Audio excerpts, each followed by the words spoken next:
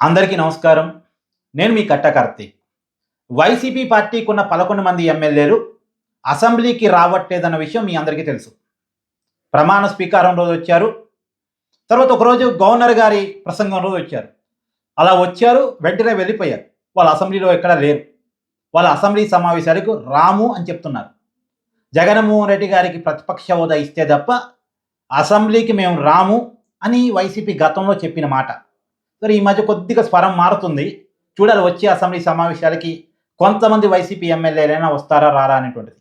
అయితే ఇప్పుడు assembly ethics committee వాళ్ళు ఒక విషయాన్ని పాయింట్అవుట్ చేశారు. వైసీపీ ఎమ్మెల్యేలో చాలామంది, ఒక జగన్మోహన్ రెడ్డి గారు మినహాయించి మిగతా 10 మంది ఎమ్మెల్యేలు పెద్దిరెడ్డి రామచంద్రారెడ్డి గారితో సహా వాళ్ళంతా వచ్చి సంతకాలు పెట్టుతున్నారు. అసెంబ్లీకి వచ్చినట్టు టీఏలు డిఏలు డ్రా చేస్తున్నారు.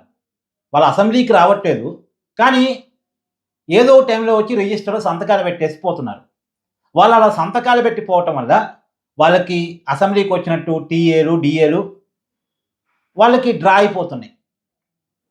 అంటే అసెంబ్లీకి రాకుండానే జీతాలు తీసుకుంటున్నారు ఒకటి, అసెంబ్లీకి వచ్చినట్టు రిజిస్టర్లో సంతకాలు పెడుతున్నారు 2, అసెంబ్లీకి వచ్చామనే పేరుతోటి ట్రావెల్ అలవెన్సు డిఏలు పొందుతున్నారు 3.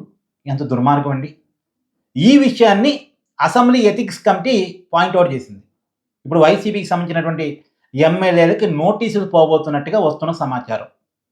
ఎవరైతే అసెంబ్లీకి రాకుండా సెక్షన్ 1కి వచ్చాము, సెక్షన్ 2కి వచ్చామని చెప్పేసి రిజిస్టర్లో సంతకాలు పెట్టిపోతున్నారో ఏదో ఒక సమయంలో, వాళ్ళందరికీ కూడా నోటీసులు పంపించాలని ఆలోచిస్తున్నట్టుగా తెలియవస్తున్న సమాచారం. వాళ్ళ మీద క్రమశిక్షణా చర్యలు తీసుకోవాలని చెప్పేసి ఎథిక్స్ కమిటీ వాళ్ళకి నోటీసులు ఇచ్చిన తర్వాత వాళ్ళని ఒకసారి విచారించిన తర్వాత స్పీకర్ గారికి రిఫర్ చేసే అవకాశం ఉంది అనేటువంటిది తెలియవస్తున్న సమాచారం.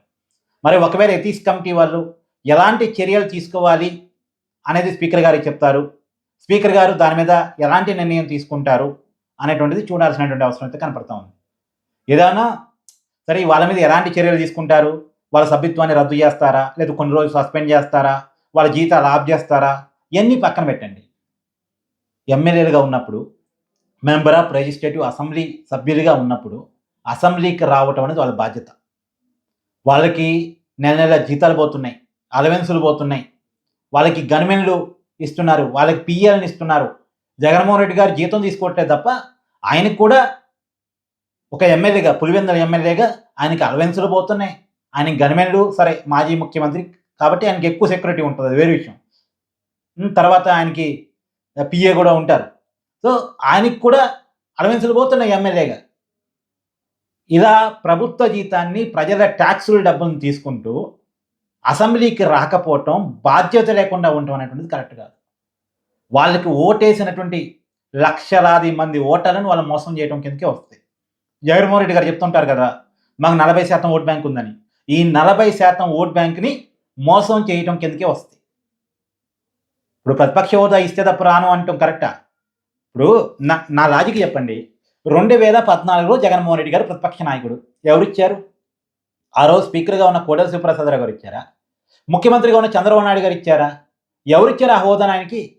ఆయనకి 67 సీట్లు రావటం వల్ల ఆటోమేటిక్గా ప్రతిపక్ష నాయకుడు కాగలిగాడు.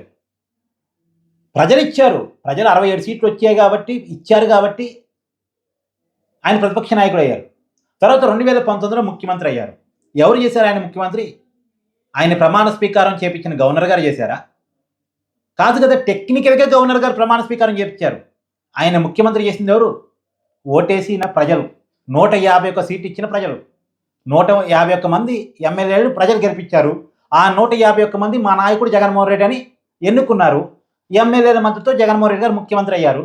ముఖ్యమంత్రిగా జగన్మోహన్ రెడ్డి గారు ఎన్నుకోబడ్డాడు కాబట్టి టెక్నికల్గా గవర్నర్ గారు ప్రమాణ స్వీకారం చేపించారు. గతంలో ప్రతిపక్ష నాయకుడు హోదాని కానీ, తర్వాత ముఖ్యమంత్రి పదవిని కానీ ఇచ్చింది ప్రజలు. తర్వాత అదే ప్రజలు 2024 ఎన్నికల్లో వైసీపీని 11 సీట్లకే పరిమితం చేశారు. అసెంబ్లీ మొత్తం సీట్లు 10% సీట్లు లేవు ఇప్పుడు వైసీపీకి. 175 సీట్లలో 17-18 సీట్లు ఉంటే తప్ప ప్రతిపక్ష హోదా రాదు. కానీ లేవు వైసీపీకి. హోదా ఇవ్వంది ఎవరు ఇక్కడ? ప్రజలు ఇవ్వలేదు. ఒకప్పుడు 67 సీట్లు, తర్వాత 150 సీట్లు, ఇప్పుడు 11 సీట్లు ఇచ్చింది ప్రజలు. ఒకప్పుడు ప్రతిపక్ష నాయకుడిని చేసిన ప్రజలు, తర్వాత ముఖ్యమంత్రిని చేసిన ప్రజలు, ఇప్పుడు ఏ హోదా లేకుండా నీకు 11 సీట్లు ఇస్తున్నావు, నీకు ఏ హోదా ఇవ్వట్లేదు మేమని చెప్పేసి పనిష్మెంట్ ఇచ్చింది ప్రజలు. ప్రజలు ఇచ్చిన పనిష్మెంట్ నేను తీసుకోను, నాకు హోదా కావాల్సిందని గొడవ చేస్తే ఎట్ట? ప్రజలు ఇవ్వని హోదాని అడిగితే ఎట్లా? దాన్ని బూచిగా చూపించి, దాన్ని కారణంగా చూపించి నేను అసెంబ్లీకి రాను అంటే ఎట్లా?